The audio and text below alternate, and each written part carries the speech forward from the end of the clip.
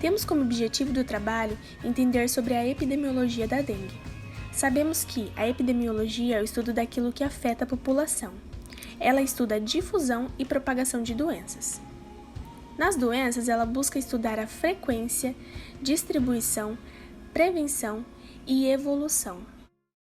A dengue é uma doença febril aguda que pode ser de curso benigno ou grave, dependendo da forma como se apresente. Infecção inaparente, dengue clássico, febre hemorrágica da dengue ou síndrome do choque da dengue. É uma das mais importantes arbovirose, que afeta o ser humano e constitui sério problema de saúde pública no mundo. Ocorre e dissemina-se especialmente nos países tropicais, onde as condições do meio ambiente favorecem o desenvolvimento e a proliferação do Aedes aegypti, principal mosquito vetor. É um vírus de RNA, arbovírus do gênero Flavivírus. A fonte da infecção é o ser humano. Transmissão se faz pela picada dos mosquitos Aedes aegypti. A Organização Mundial de Saúde define um critério de classificação das formas em 4 categorias, de acordo com o grau de gravidade. Grau 1. Febre acompanhada de sintomas inespecíficos, em que a única manifestação hemorrágica é a prova do laço positiva. Grau 2. Além das manifestações constantes do grupo 1, somam-se hemorragias espontâneas. Grau 3. Colapso circulatório com pulso fraco e rápido, diminuição da pressão arterial ou hipotensão, pele pegajosa e fria e inquietação. Grau 4. Choque profundo com pressão arterial e pulso imperceptíveis, síndrome do choque da dengue. Agora vamos falar um pouco dos aspectos epidemiológicos. Tem sido observado que, coincidente com o verão, devido à maior ocorrência de chuvas e aumento da temperatura, nessa estação ocorre uma elevação no número de casos, mais comuns nos núcleos urbanos, onde é maior a quantidade de criadouros naturais ou resultantes da ação do ser humano. Porém, a doença pode ocorrer em qualquer localidade que exista população humana susceptível. O papel das equipes de vigilância epidemiológica municipal e estadual são notificar e investigar oportunamente por meio da ficha de notificação e investigação da dengue e chikungunya, CID-A90. No sistema de informação de agravos de notificação todos os casos suspeitos de dengue para acompanhar de forma contínua a evolução temporal desses agravos e detectar efetivamente mudanças no padrão de ocorrência, surtos e epidemias. Realizar análises epidemiológicas descritivas de casos, em função de variáveis relacionadas a pessoa, tempo e espaço. Promover a integração entre as áreas de controle vetorial, assistência e demais entes que atuam em prevenção de controle das arboviroses, visando impedir a transmissão quando possível e de reduzir a magnitude, gravidade e mortalidade da doença. Todos os casos suspeitos de dengue devem ser notificados tão logo ocorra sua identificação, sendo que os óbitos são de notificação imediata. Quanto às ações voltadas para o Aedes, é importante destacar a realização das ações de bloqueio frente aos primeiros casos suspeitos na localidade. Orientação à comunidade, aplicação de adulticida e o controle de casa a casa no perímetro do local provável de infecção. Realização de periódica de ações de educação e saúde junto à população, com vistas à prevenção e eliminação de criadouros em domicílio e peridomicílio. Em 2019, foi registrado 1.544.987 casos no Brasil, com um enfoque maior em São Paulo, Minas Gerais e Espírito Santo. Até 14 de novembro de 2020, foram registrados 971.136 casos, com enfoque maior no Paraná, Mato Grosso do Sul e no Distrito Federal. Até 13 de agosto de 2021, ocorreram 448.000 e 82 casos com enfoque em Goiás, Mato Grosso e Mato Grosso do Sul. A Organização Mundial da Saúde estima que 3 bilhões de pessoas encontram-se em áreas de risco para contrair dengue no mundo e que anualmente ocorram 50 milhões de infecções, com 500 mil casos de febre hemorrágica da dengue e 21 mil óbitos, principalmente em crianças. O ciclo de transmissão: 1. Um mosquito pica uma pessoa infectada pelo vírus. 2. O mosquito infectado inocula o vírus em uma pessoa saudável. 3. A pessoa contrai o vírus da dengue. Manifestações clínicas: febre alta de 39 a 40 graus, cefaleia, dor ocular, dor muscular, dor nas articulações, manifestações hemorrágicas. A fase febril vai de 2 a 7 dias.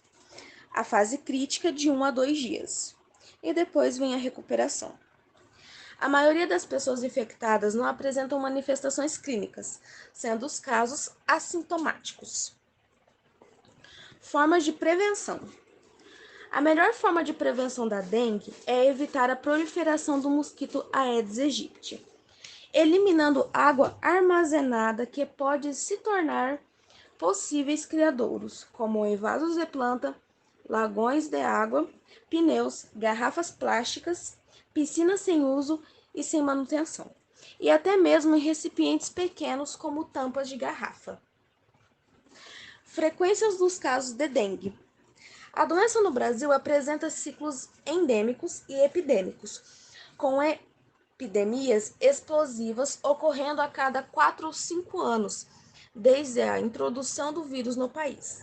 Objetivos da vigilância epidemiológica: detectar precocemente os casos, visando promover tratamento adequado e oportuno e reduzir a morbidade e, consequentemente, evitar o óbito. Detectar precocemente o aumento de ocorrência da doença para a adoção de medidas de controle, evitando que processos epidêmicos se instalem. Realizar investigação para identificar a área de transmissão e orientar ações integradas de bloqueio e controle vetorial. Acompanhar a curva epidêmica, identificando a área de maior ocorrência de casos e grupos mais acometidos, visando controlar a transmissão em curso. Realizar investigação de óbitos suspeitos, visando identificar possíveis determinantes. Através dos estudos dos conhecimentos científicos e dos dados públicos de saúde acerca da proliferação, contágio e mortalidade, é possível estabelecer uma base de vigilância epidemiológica com o fim de combater uma enfermidade. Com a migração rural-urbana entre 1970 e 1980, muitas vezes as cidades não possuíam estruturas para a população que recebia. Dessa forma, muitas famílias não possuíam uma condição financeira boa e acabavam ocupando um espaço que não deveria ser habitável, como morros, mocampos ou cortiços. Nessas condições, a falta de estrutura mínima se estende para problemas maiores, como a falta de infraestrutura nas cidades, não havendo serviços básicos como rede de esgoto e saneamento básico. Estima-se que 16% da população brasileira não tem água tratada e outros 47% não possui acesso direto a uma rede de esgoto. A dengue não possui nenhuma vacina preventiva ou um tratamento etiológico. Logo, a única forma de quebrar a sua cadeia de transmissão é focar em acabar com seu vetor, o Aedes aegypti.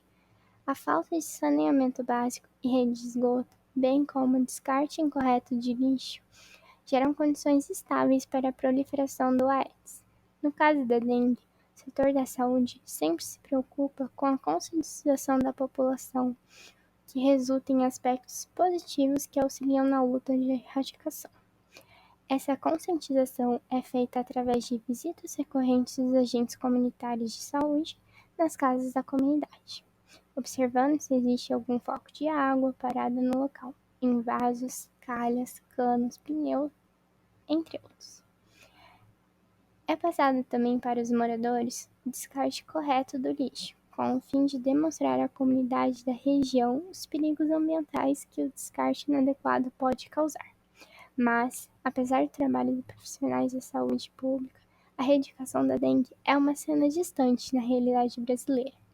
De acordo com o LIRA, Levantamento de Índice Amostral Rápido do Aedes aegypti no país, realizado entre janeiro a março de 2019, em 5.214 municípios investigados, o Brasil apresentou a percentagem de 43,5% dos municípios em estado de alerta e 20,2% em estado de risco de epidemia. Esses dados demonstram que é de extrema preocupação coletiva o estado de gravidade da doença no país. Dados e informações que alimentam o sistema de vigilância epidemiológica. Dados demográficos, socioeconômicos e ambientais contribuem para a caracterização da dinâmica populacional e das condições gerais de vida. Dados de morbidade é a taxa de portadores de determinada doença em relação à população total estudada, em determinado local e em determinado momento. Dados de mortalidade são obtidos através das declarações de óbitos, processadas pelo Sistema de Informações sobre Mortalidade. Notificação de surto e epidemias. Essa prática possibilita a constatação de qualquer indício de elevação do número de casos de uma patologia ou a introdução de outras doenças não incidentais no local e, consequentemente, o diagnóstico de uma situação epidêmica inicial para a adoção imediata das medidas de controle. Aspectos que devem ser considerados na notificação. Deve-se notificar uma simples suspeita da doença, para que se possa adotar medidas de prevenção. Sendo assim, não se deve esperar confirmação para notificar o caso.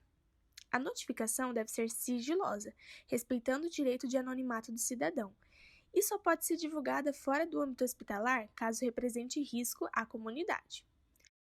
O envio dos instrumentos de coleta de notificação deve ser feito mesmo na ausência de casos, configurando-se o que se denomina notificação negativa, que funciona como um indicador de eficiência do sistema de informações. Os critérios aplicados no processo de seleção para a notificação de doenças são magnitude, doenças com elevada frequência, potencial disseminação, elevado poder de transmissão da doença. Transcendência é o reconhecimento que determinada população dá a um evento, no desejo da comunidade de resolver o problema. Dentre outros critérios estão a vulnerabilidade, compromissos internacionais, regulamento sanitário internacional, epidemias, surtos e agravos inusitados. O ano de 2020 foi um ano bem complicado em questão de saúde pública no Brasil. Por decorrência do novo coronavírus, foram exigidos reforços para o Sistema Único de Saúde, mas o alerta sanitário também é para a dengue. Com o enfrentamento do novo coronavírus, pode estar ocorrendo atrasos ou subnotificações das arboviroses, já que as equipes de vigilância epidemiológicas estão focadas nos registros de casos de Covid-19. Com a pandemia, a recomendação dos médicos é que as pessoas redobrem os cuidados e estejam atentas para qualquer sintoma. O médico José Davi Urbais, diretor científico da Sociedade de Infectologia no Distrito Federal, explica que os atendimentos rápidos têm melhores prognósticos. O fato da população passar mais tempo em casa por conta da pandemia também facilita a atuação dos profissionais, já que boa parte dos moradores está presente para receber os agentes comunitários de saúde no momento da visita. Por outro lado, essa tendência levanta alertas. Como sugere Baixa, o Aedes aegypti é um vetor principalmente doméstico. A maior parte da transmissão da dengue se dá dentro de casa. À medida que temos o home office e o ambiente doméstico como lugar preferencial, temos uma preocupação a mais de tomarmos cuidado para evitar os criadores do mosquito. Então chegamos ao fim do trabalho. Esperamos que todos tenham gostado e entendido sobre o tema. O trabalho foi feito com muito carinho e dedicação para todos vocês. Foi realizado sob a orientação da professora e doutora Esther Masai Okamoto Dalla Costa. As alunas responsáveis são Andreina Soares de Aquino, Gabriele Vitória de Souza, Maria Luísa Fagundes Pereira, Rayane Mendes Moreno Garcia, Tami Maiara Kiataki.